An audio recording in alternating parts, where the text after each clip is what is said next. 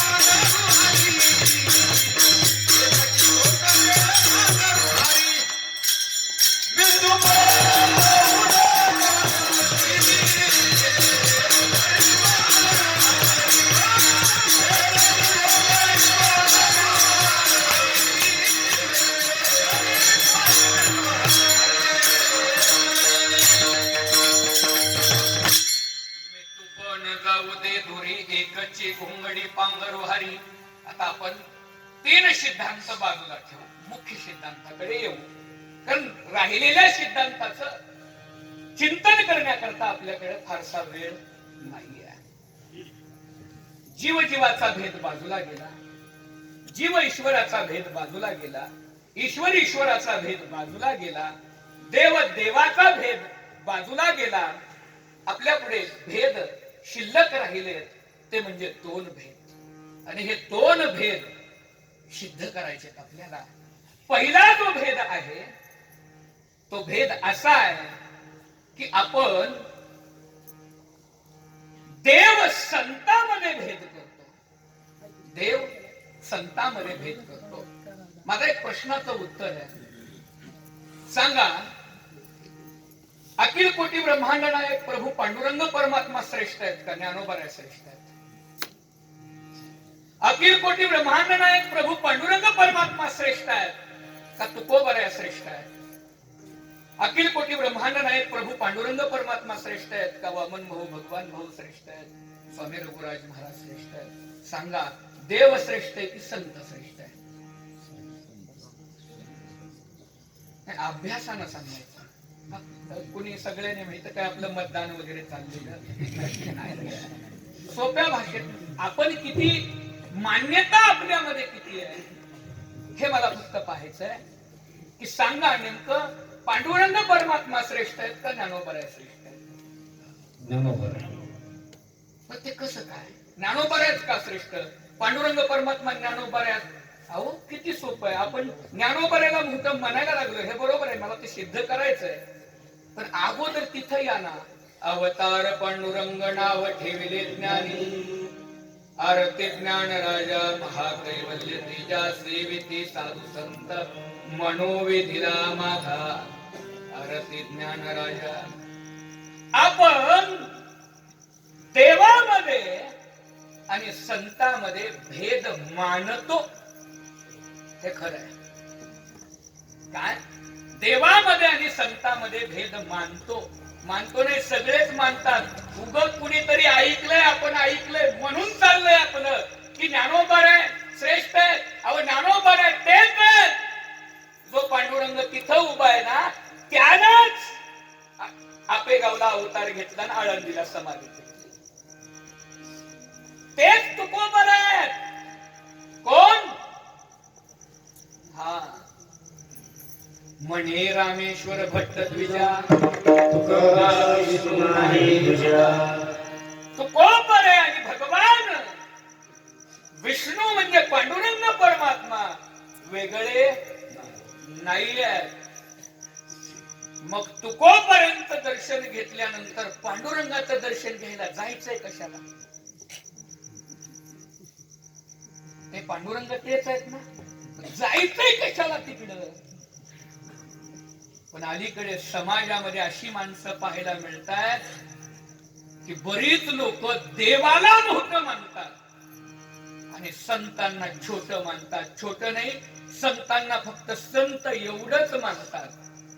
संतांना देव मानायला कुणी तयार नाही आहे. म्हणून बऱ्याच गावामध्ये असं आहे, देवाची मंदिरं मोठी आहेत संतांची लहान आहे. देवाची मंदिरं मोठी आहे आणि संतांची लहान आहे. म्हणून उलट झालंय. आईला राहिला बंगला भारी आहे आणि पोरग झोपडीत राहत. कुठल्या आईला बंगल्यात राहू वाटल? कुठल्या आईला बंगल्यात राहू वाटल मुलगा जर झोपडीत राहत असेल? म्हणून प्रकार असा आहे, देवते संत देवते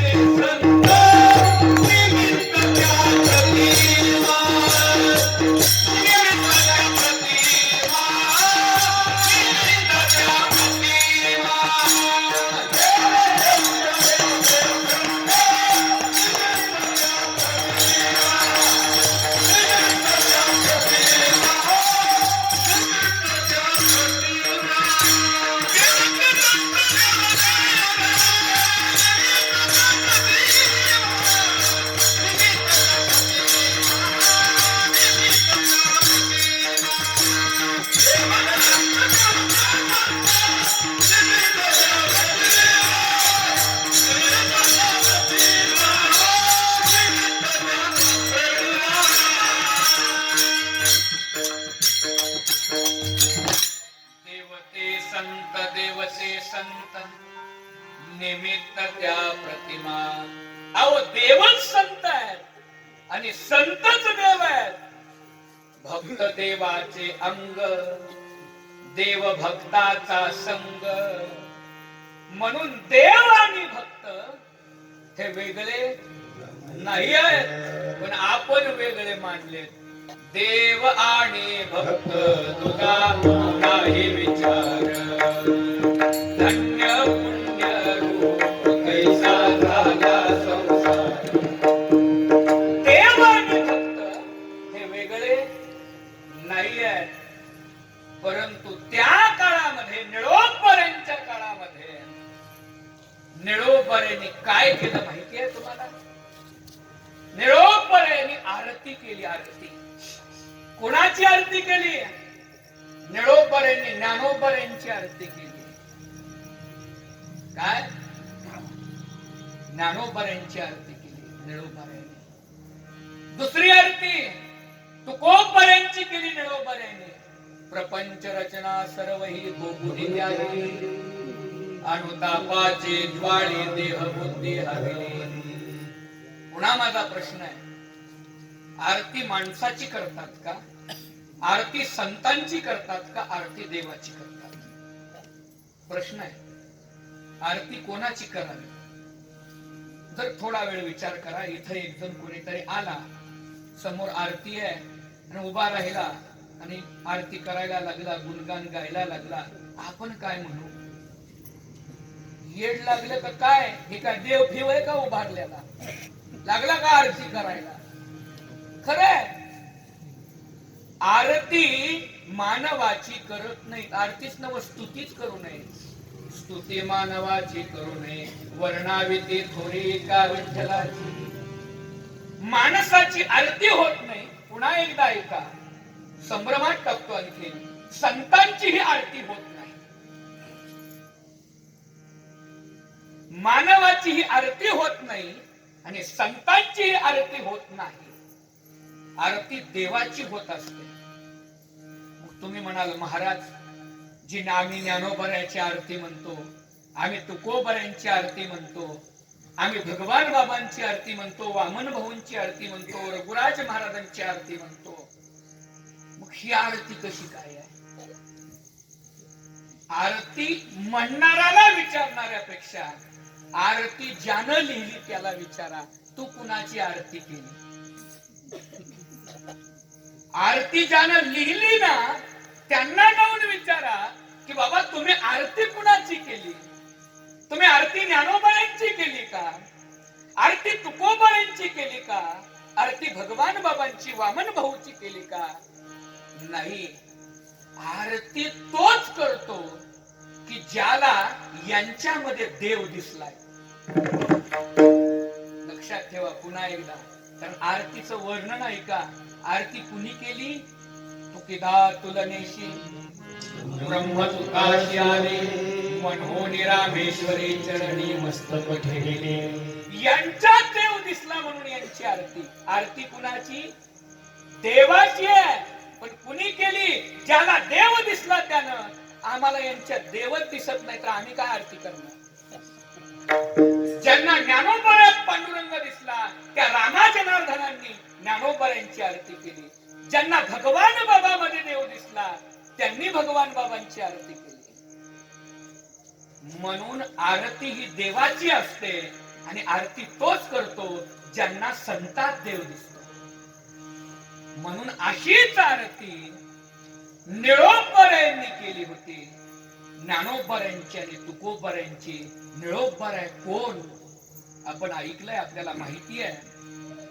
निळोबर जातीनं ब्राह्मण आहेत, वर्ण श्रेष्ठ आहेत. निळोबर आहे वर्णानं श्रेष्ठ आहेत. निळोबर आहे ज्ञानानं श्रेष्ठ आहेत. निळोबर आहे शिष्यत्वानं श्रेष्ठ आहेत.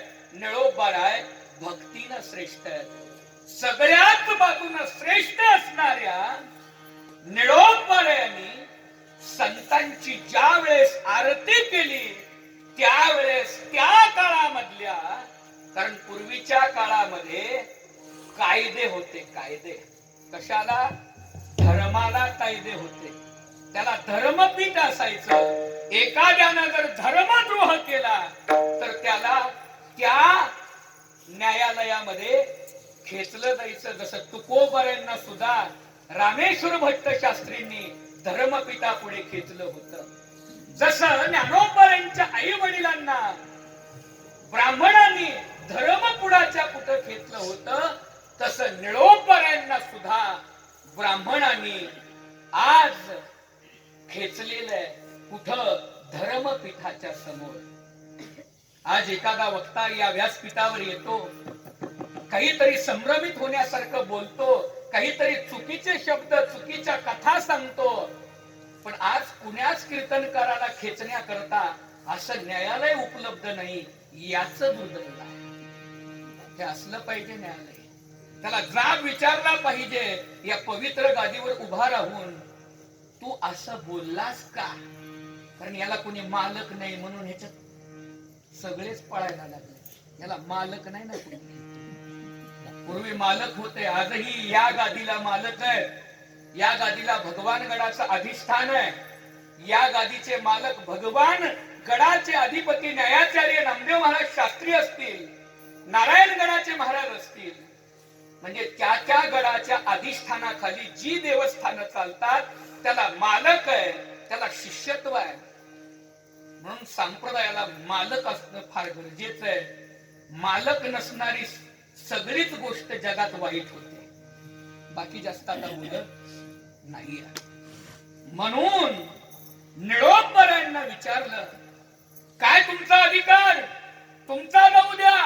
तुम्ही ज्यांची आरती केली ते संत ज्ञानदेव, ज्यांचे वडील एक भ्रष्ट संन्यासी होते, हे ब्राह्मणाचं बोलणं आहे, भ्रष्ट संन्यासी होते, त्यांची मुंजीकरण झालं नव्हतं आणि त्या संन्यासाच्या मुलानं समाधी घ्यावी आणि तुम्ही त्याची आरती गावी. ते तुकोबा स्वतःला पंडित समजत होते पण जातीनं शूद्र होते आणि त्या तुकोबानी वेदाचा अर्थ मराठीत करावा आणि तुम्ही त्या तुकोबाची आरती करावी. ब्राह्मणाने शूद्राचं वर्णन करू नये असं धर्मपीठा पुढच्या धर्माधीशांनी सांगायला चालू केलं. त्यावेळेस निळोपरांच्या लक्षात आलं, अरे जोपर्यंत ज्ञानोबा तुकोबा होते तोपर्यंत तर या समाजाने त्यांना मानलंच नाही. पण गेल्यानंतर सुद्धा आमचा ब्राह्मण समाज या संतांना मानायला तयार नाही. आजही ब्राह्मण समाज फक्त ब्राह्मणच संताला मानतो, इतर संताला मानत नाही. शोकांतिका आहे. म्हणून निळोपरायांनी आज त्या ब्रह्मसभेमध्ये काय केलेलं आहे सांगा. देवाची आरती का करू मी? देवानं असं काय केलंय म्हणून मी देवाची आरती करू? मग सांगायला चालू केलं, तुम्हाला माहित नाही निळोपराय देवाचा काय अधिकार आहे? काय अधिकार आहे? मूकं करोति वाचालं पंगुं लंघयते गिरिं. मुकाही त्या देवाच्या नामस्मरणाने बोलायला लागतो आणि लंगडाही चालायला लागतो. वानरा हाती लंका, वानराच्या हातानं देवानं लंका घ्यावी. वानरांच्या हातानं देवाचं नामस्मरण दगडावर लिहावं आणि दगड पाण्यामध्ये टाकल्यावर दगडही तरंगावी. तो देव आहे म्हणून त्याची आरती करायची. असं आहे काय? तुमच्या देवाचं नाव घेतलं आणखीन काय?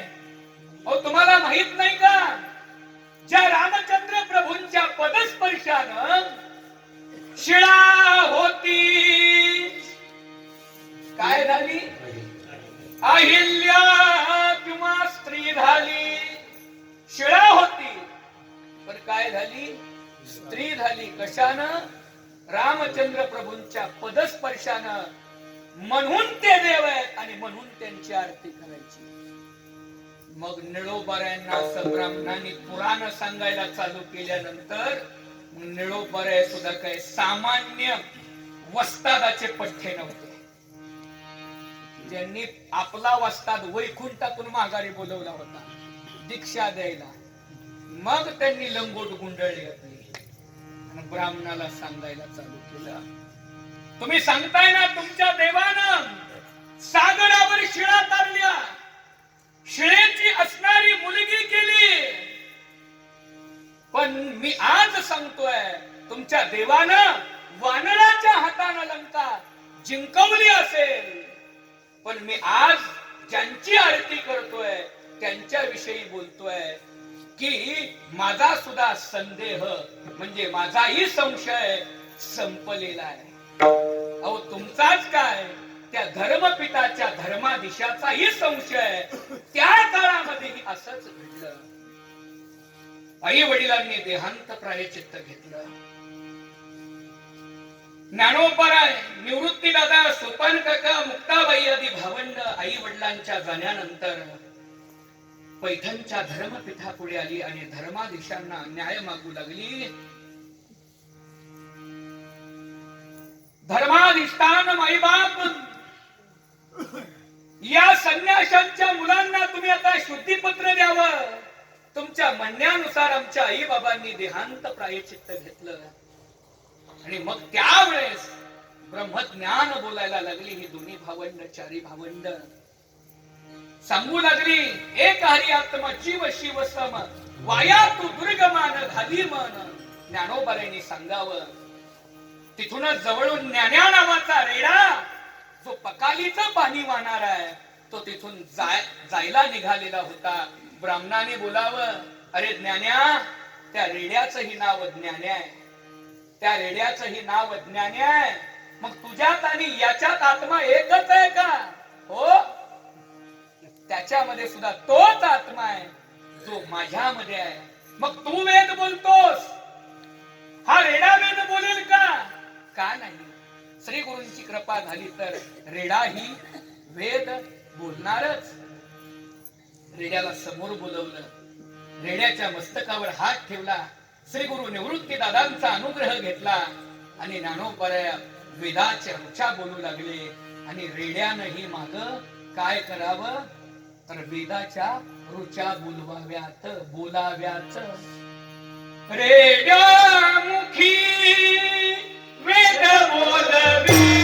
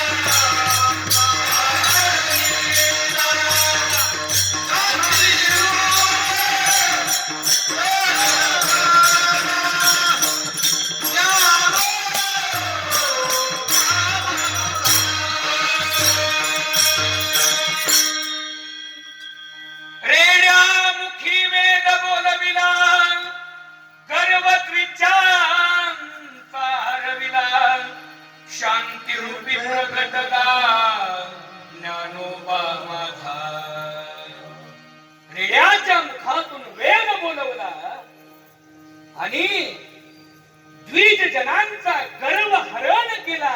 त्यांच्याही मनामधला ज्ञानोबराय देव आहेत हा संदेह काय केला? थोडासा विचार करा. माकड हुशार का रेडा हुशार? हुशार कोण? माकड. माकडाला गारुडी सुद्धा नाचवते. गारुडी सुद्धा माकडाला त्याच्या इशाऱ्यावर खेळ करायला. आपण गारुड्याचा खेळ बघितलाय ना? ते उड्या मार म्हटलं की उड्या मारतं, दोरीहून पळ म्हणलं की पळतं, टोपी आण म्हणलं की आणतं, पैसे गोळा करून आण म्हणलं की कोण? माकड. हा, माकड सांगल तसं ऐकतं. मग वानरांनी शेतू बांधला, याच्यात काय नवल? आता माकड गारुडी चालवू शकतो, मग ही माकड चालवली देवानं, याच्यात काय नवल? काय आश्चर्य करण्यासारखं काय? सामान्य गारुडी जर माकडाला खेळवू शकतो तर देवानं लंका जिंकली किंवा शेतू बांधला, याच्यात काय नवल? मग नवल काहीतरी आशाला. आता थोडासा विचार करा. हुशार पोराला 100% मार्क पडली, याच्यात काय नवल? हुशार मुलाला 100% मार्क पडली, याच्यात काय नवल?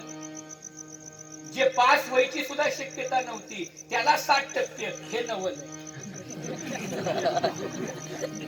रेडा म्हणजे सगळ्यात जगातला डह प्राणी आहे. जर गाडीला जर आडवा आला तर त्याला हॉर्न वगैरे काही कळत, त्याला उतरून महाराज सुद्धा कळत, त्याला उतरूनच हाणावं लागतं आणि हाणल्याशिवाय बाजूला होत कोण? मग ज्ञानोबरायांनी माकड बोलिवलं नाही, पोपट बोलिवला नाही, सगळ्यात टह प्राणी एक नंबरला आणला. पहिल्याच नंबरला आला कोण? कसा काय पहिल्या नंबरला? कसा काय आणला? अहो पहिल्या नंबरला आणला. रेड्याची समाधी आहे त्याला. 6 कोटीचे 2 हिरे रेड्याच्या डोळ्यात. 6 कोटीचा 1 हिरा, असे 2 हिरे 12 कोटीचे. कुठं? रेड्याच्या डोळ्यात, मूर्तीत. आणि त्या रेड्या पुढे ह्या रेड्यांची कीर्तन होते. आणि मग हे रेडे त्या रेड्याला म्हणतात, बोला रेडा महाराज की. कुणाची आरती होते तिथं? रेड्याची. येड्याची नाही. मग वानर मोठी का रेडा मोठा? अहो ह्याच्यातच संपलं ना आमचा. निळोबार हे सांगतात बाबा. भिंती बैसोनी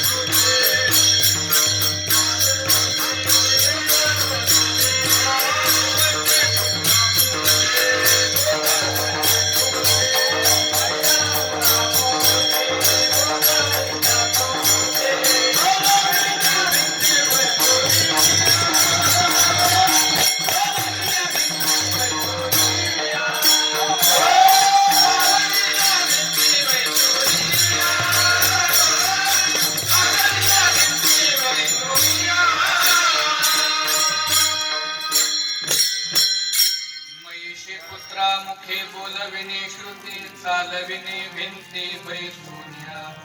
निळोपर्यंतच हाया बोलले. निळोबरेने पुन्हा महिषी पुत्रा मुखे म्हटले.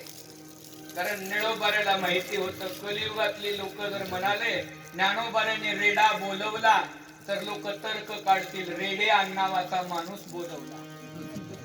कारण अलीकडे इतिहासावर बरेच तर्क निघाला. घोरपडे नावाचा माणूस सिंहगडावर चढायला लागलाय, घोरपड गायबच झाली. मग इथं रेडे नावाचा माणूस लोक करतील म्हणून निळोबारेला स्पष्ट बोलवावं लागलं. महिषी पुत्रा मुखे बोलविणे श्रुती चालविणे भिंती बैसोनिया. मग खरं सांगा आता, देव श्रेष्ठ का संत श्रेष्ठ? संत श्रेष्ठ. जर देवानं जे जे केलंय त्याच्यापेक्षा जर काकणभर आगावच काय केलंय आमच्या संतांनी केलंय. दुसरं उदाहरण, शिळा होती नारी केली. शिळा होती नारी केली, देवे अहिल्या उठविली. अहिल्या कोण होती हो? अहिल्या गौतम ऋषींची पत्नी, ब्रह्मदेवाची मुलगी. गौतम ऋषींनी 3 प्रदक्षिणा गायीला मारल्या. काळ्या कपिली गायीला व्यायला लागल्यानंतर 3 प्रदक्षिणा मारून पृथ्वी प्रदक्षिणेचं पुण्य संपादन केलं. अहिल्याबरोबर विवाह केला. इंद्राच्या मनामध्ये कपट आलं. इंद्रा पडली भगे चंद्र झाला काळा, नारद चुकला झाला. गौतम ऋषींनी शाप दिला अहिल्याला, जा तुझं अंतकरण दगडासारखं झालंय, तुला पती आणि इंद्रामध्ये फरक कळला नाही, तू कामाधीन झाली होती, तू दगड होऊन पडशील. म्हणजे पूर्वी स्त्रीच होती, दगड होऊन पडली. रामचंद्र प्रभू विश्वामित्राबरोबर आले. स्वयंवराला जात असताना त्या शिळेला स्पर्श केला आणि दगडातून स्त्री बाहेर आली. याच्यात काय नवल? बाईच होती, बाईच झाली. काय नवल आहे का? याच्यात काही सुद्धा नवल नाही. पण ज्ञानोबारायांनी त्याच्या पुढे जाऊन केलं. काय केलं? एका राजाची असणारी पत्नी आहे, तिला मुलगा होत नाहीये, मुलीच होत आहे. राजानं सांगितलं, आता जर मुलगी झाली तर तू आणि त्या मुलीने इकडे यायचं. तुम्हाला असणाऱ्या सुळावर चढवलं जाईल. दाशी हुशार होती. मुलगी झाली शेवटच्या वेळेस, तरी दाशीनं काय केलं, कळू दिलं नाही. मुलगा झाला असं जाहीर केलं. त्या मुलीला मुलासारखंच वाढवलं आणि शेवटी त्याला राजपुत्र केलं.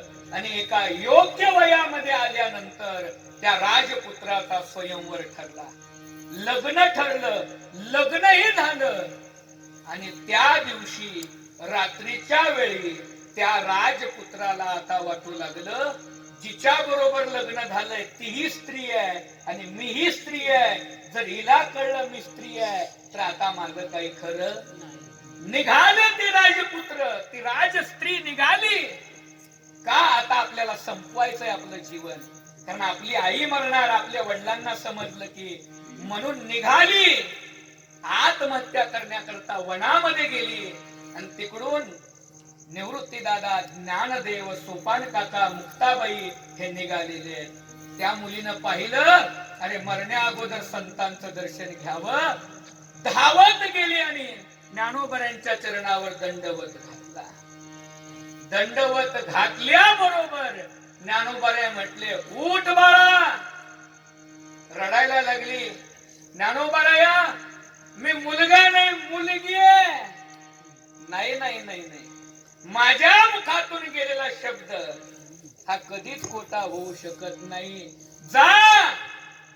ज्या वेळेस तिच्या लक्षात आलं, तिनं आपल्या शरीराकडे बघितलं. जी हे निमिष मात्रे देह पालटिला, कन्येचा तो केला मोठा. ज्यांनी निमेष मात्रामध्ये काय केला, मुलीचा मुलगा केला. दगडाची बाई करणं नवल आहे का, मुलीचा मुलगा नवल करणं नवल आहे? अहो, दगडाची होती ती दगडाची पुन्हा स्त्री केली. याच्यापेक्षा सुद्धा आमच्या तुकोबरायाने उठविला नंदी शिवाचा ढवळा. आता बरंच सांगण्यासारखं आहे, पण आपलं घड्याळ. म्हणून निळो